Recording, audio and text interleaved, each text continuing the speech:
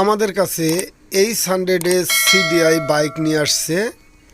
হেডলাইটের LED bulb লাগানো হয়েছে। তো হেডলাইটের আলো দিলে পরে দেখা যায় যে হেডলাইটের আলো ঠিকমতো জ্বলে না। এর কারণ হলো পূর্বের যে রেকটিফায়ার আছে, এখানে রেকটিফায়ার ওটাই রাখছে, ব্যাটারি বড় ব্যাটারি দিয়েছে। তো ব্যাটারি যতক্ষণ চার্জ থাকে অতক্ষণই জ্বলে। তো আসলে এখানে সংযোগ যে পরিবর্তন করে দিতে হয় ম্যাগনেটের থেকে, কয়েলের থেকে, সেটা হয়তো করেনি। আমরা এটা চেক করছি আসলে সংযোগ পরিবর্তন করে দিয়েছে কি না। তো যদি সংযোগ পরিবর্তন করে দেয় তাহলে কিন্তু বডিতে এরকম ফায়ার মারবে না। দুটো তার একসঙ্গে করলেই শুধু ফায়ার মারবে, নইলে ফায়ার মারে না। তো আমরা ম্যাগনেট খুলে যেটা কাজ করলে দুটো তারের সংযোগ বের হবে এবং ফুল কয়েলের সংযোগ বের হবে। তো আমরা ম্যাগনেট খুলে কয়েলের কাজ করে দিচ্ছি। এখানে একটা সাদা তারের যে কানেকশন আছে ওটা থাকবে, শুধু হলুদ কানেকশন যেটা আছে বা তার আছে এটার সঙ্গে কিন্তু পূর্বে যে হেডলাইট জ্বলতো সেটা দেওয়াই ছিল। তো আমরা এটা বাদ দিয়ে দিচ্ছি। আর এছাড়া যেটা বডি কানেকশন ছিল কয়েলের, সেটা আমরা বডি কানেকশনের মাথা কেটে দিয়েছি। এখান থেকে আমরা হলুদ তারের সঙ্গে শুধু সংযোগ করে দেব। আর যেটা পূর্বে হলুদ তারের সঙ্গে ছিল ওটা আমরা ঝালাই দিয়ে আলাদা রেখে দেব। তাহলে পূর্ণাঙ্গভাবে ভোল্টেজ দুটো তার দিয়ে বের হবে। আর দুটো তার দিয়ে যখন বের হবে তখন কিন্তু ব্যাটারি চার্জার আলাদা আমাদের লাগাতে হয়। তো আমরা সংযোগ পরিবর্তন করে দিচ্ছি। তো এই সংযোগটা আমরা হলুদ তারের সঙ্গে সেটিং করে দিয়ে কয়েলের কাজ সুসম্পন্ন করব। তো কয়েলের কাজ হয়ে গেছে।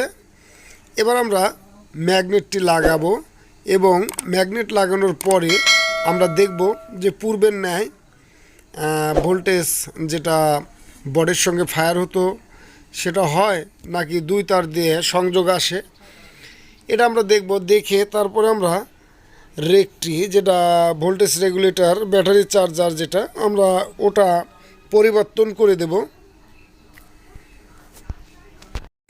তো আমরা ম্যাগনেট লাগিয়ে ম্যাগনেটটা টাইট দিয়ে আমরা সংযোগ দেখব আসলে ভোল্টেজটা কিভাবে আসে, বডির সঙ্গে আবার ফায়ার মারে কি না, নাকি দুই তারের মাথায় তার দিয়ে ফায়ার দিলে আসে, এটা আমরা চেক করব।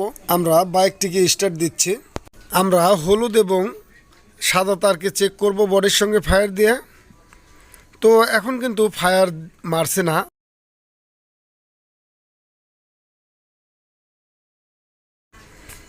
তো এখন কিন্তু দুই তারের সংযোগে ফায়ার আসছে। এছাড়া আমরা 4 তারের ভোল্টেজ রেগুলেটর রেকটি লাগাবো। তো আমাদের আর্মেচারের সাইডের কাজ সুসম্পন্ন হয়েছে। আমরা সিটটাকে খুলে আমরা রেকটি বা ভোল্টেজ রেগুলেটর পরিবর্তন করে দেব। তো ম্যাগনেট কভার লাগিয়ে দাও, আমরা এদিকে কাজ করব। আমরা CRLF কোম্পানির 4 তারের ভোল্টেজ রেগুলেটর বা রেকটি নিয়ে আসছি। এখানে কিন্তু পালসারের রেকটিও লাগানো যাবে, যা 4 তারের যে পালসারের রেকটি আছে বা ভোল্টেজ রেগুলেটর আছে, আমরা কন্ডেন্সার সহ পালসারের রেকটি লাগাতে পারি এই সংযোগের সঙ্গে।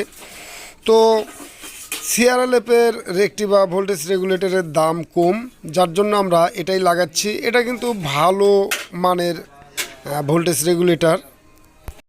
এছাড়া সংযোগ দিতে পূর্বের যে সংযোগ আছে, যেটা পূর্বের একটি লাগানো ছিল, ঠিক ওই সংযোগের সঙ্গেই আমরা তারের মিল রেখে আমরা এই ভোল্টেজ রেগুলেটর বা একটি লাগিয়ে দিচ্ছি। এছাড়া হেডলাইট সুইচের সংযোগ পরিবর্তন করে দিতে হয়। ইঞ্জিন সুইচ আউটপুট যেটা ব্যাটারির সংযোগ, সেটা আমরা হেডলাইটের সুইচে আমরা সংযুক্ত করে দেই আর হলুদ তারটিকে বাদ দিয়ে দেই।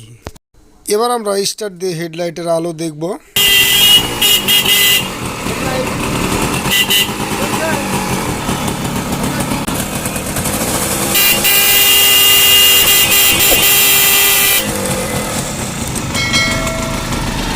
এখন কিন্তু ব্যাটারি ছাড়াও প্রচুর আলো হচ্ছে, যা পিক আপ দিলে একদম স্মুথ আলো জ্বলছে এবং হর্ন বাজছে। তো ব্যাটারি সংযোগ করে দিলে সুন্দর আলো এবং হর্ন বাজবে। এবার আমরা সম্পূর্ণ কানেকশন টেপ করে দিয়ে সিট ট্যাঙ্কি লাগিয়ে আমরা সন্ধ্যার দিকে দেখব আলো কেমন হয়। গাড়ি অনেক দিন আগে সার্ভিসিং করা হয়েছে, খালি এর মাঝে 2-3 বছর আগে করছি, আপনার 2 বছর আগে। তো এখানে হেডলাইটের যে বাল্ব লাগানোর জায়গা, এখান থেকে কিন্তু কেটে দিয়ে এলইডি বাল্ব লাগানো হয়েছে, যা স্বচ্ছ আলো দিবে। না এমনি ঠিক আছে। লাইট ওরে বাবা,